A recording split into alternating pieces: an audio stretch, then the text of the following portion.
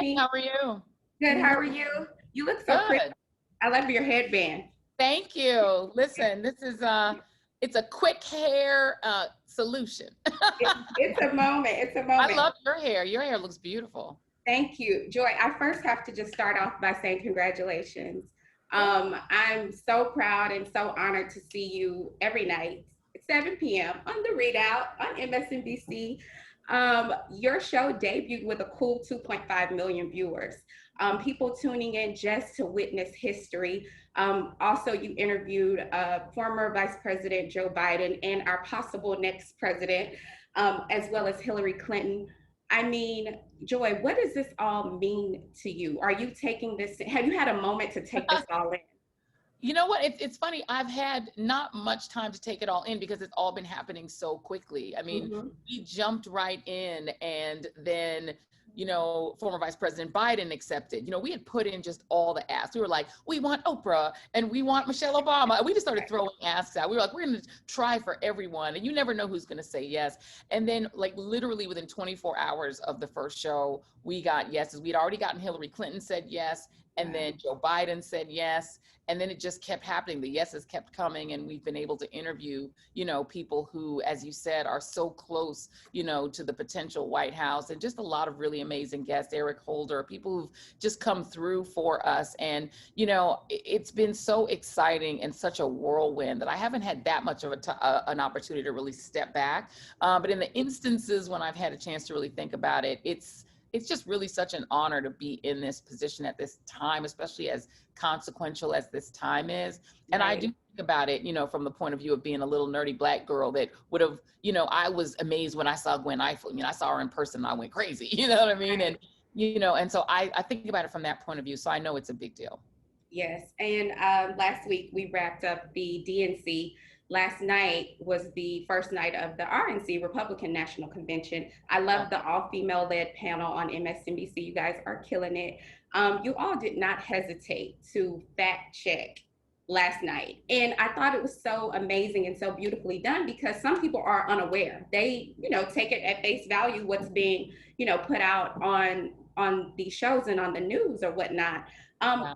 what's at stake in this election? What's at stake, and why should people go out and vote like never before? Yeah, and by the way, I'll say that Nicole and Rachel Maddow and I, that also made history. The first all-female-led, lead team for a Democratic or Republican convention. So Yeah. cheers for us, girl power. Cheers. I think, everything is at stake, especially for communities of color. I mean, it's 4 years ago last week when Donald Trump said, "What have you got to lose?" That's the anniversary of him saying that to the Black community. And it turns out, what we've got to lose collectively as a nation is 180,000 people dead, 5 million people with COVID, little children who were caged and taken from their parents, and some of whom will never see their parents again, refugees from countries all over Africa, South America, Asia, who are not let in, Muslims, kids who were in college who can't go back to school because they're afraid if they leave the country, they'll be banned. I mean, you go on and on and on, and to say nothing of the fact that, when we had a President Obama, who actually cared about police violence and wanted to do something about it and tasked his attorneys general, both Loretta Lynch and Eric Holder, to do something, we now have someone who encourages police to be more brutal and who celebrates police violence. Last night at the RNC convention, one of the moments that really struck me as the most disturbing was when Nikki Haley, the former governor of South Carolina, And went you through tweeted that. She told us which Black lives matter. And apparently Black lives taken by police don't matter because those did not get included. So she went, we have now people telling us which of our lives matter and in what circumstances our lives matter. So yeah, it was very, very different from hearing Michelle Obama and Kamala Harris tell their stories and hearing Joe Biden talk about his family and his losses. This week is different. And so I think everything is at stake. Our democracy is at stake. If people don't get out and vote, it's not clear we're going to be a democracy 4 years from now. And that's not hyperbole. We're either going to be a country where we have the right to vote and the right to choose our leaders, or where foreign countries choose our leaders and all of our rights are dependent on what the president feels that day. And we don't want to be that country. Yes, the sit-in, I love it. It's so, the story, I learned so much. I had no idea that this even took place, even happened. The Sit-In with Harry Belafonte, you executive produced it. It's a powerful story on when Harry Belafonte sat in for a week of shows in February 1968 on The Tonight Show for Johnny Carson. He brought out all of the heavy hitters and Black talent, Black Hollywood activists. Dr. King was on the show. Joy, what brought you to this project? What drew you to this project? So this project stemmed from a conversation that Joan Walsh and I had. Joan Walsh, who was the first person who ever paid me to write, by the way. This is how, you know, mentorship and friendship all intersect with careers. So way back in the day, in the early 2000s, I wanted to write columns. The first person who ever actually accepted a column and paid me for it was Joan Walsh when she was at another outlet before she was at The Nation. And we just became friends and been friends ever since. And so a few years ago, about maybe 2 years ago, we had a conversation in the hallways at 30 Rockefeller Plaza because she was a contributor on MSNBC. And she told me about this column that she had written because Harry Belafonte's birthday was coming up and she was writing something to honor him. And it was about the fact that he had hosted The Tonight Show for a week in 1968 for a week when Johnny Carson had given up the seat to him. And it was the first time a Black man, a Black person had hosted in late night. Right? We know the late night space is one of the least diverse spaces in television in an already non-diverse field. And so for a Black man to have free reign to host the show of the most influential program in television at the time, The Tonight Show, for a week, I had never heard of this. And my mother was the biggest Harry Belafonte fan in history. She was in love with Harry Belafonte. So I thought I knew everything about Harry Belafonte. I was like a scholar of Harry Belafonte because my mom loved him. But I didn't even know this. And she told me about this. And I said to her, that would make a really good documentary. And she said, you know, I've thought that. And she's like, but I'm not a documentary filmmaker. And I was like, yeah, but that would make a really great documentary. So we approached our friend Valerie Thomas, whose husband happens to be my agent and very dear friend. And so we said, what could we do to try to take this column that Joan had written and make it into a film? And so the wheels just started turning from there. And before you know it, you know, thanks to my good friend, the Reverend Al Sharpton, it gave us an introduction, introduced me to Mr. B, which I was very excited to finally meet him. And I pitched it to him. I said, you know, what do you think? Would you be willing to be interviewed? So we wound up, he said yes. We interviewed him. We interviewed all sorts of incredible people who, you know, had some connection to this really historic event. I mean, think about it. Harry Belafonte was one of the last people to interview Dr. King, as well as Robert Kennedy Jr., both of whom died just months after this incredible set of interviews, insightful, brilliant interviews by, you know, one of the most brilliant and insightful people in Hollywood, as well as in the country, and a civil rights leader himself. So it was just an incredible story that had to be told. And what I loved most about it was the relationship and the fight for equality between Harry Belafonte and Dr. King. And like you said, just a few months, 2 months, I think it was, after he appeared on the show, he was assassinated. What do you think people will take away and learn from this film? I think one of the things that you'll learn from it, first of all, is about the core activist inside Harry Belafonte, because we think of him as this beautiful, you know, actor who at the time was controversial because he was so beautiful, right? White Hollywood feared that white women would be attracted to him, so they were very nervous to put him in film.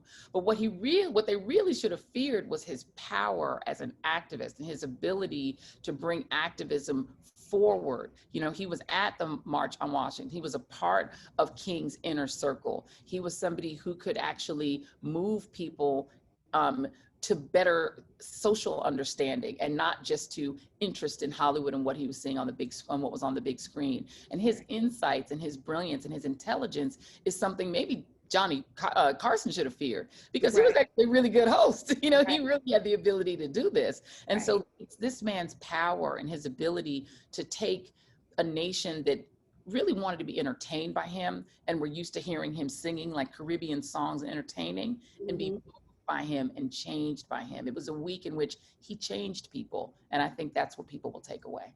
I love it. And then I have to also say or ask you, with the given climate of where we are in the country, I have to ask, 1968, 2020, how are we different?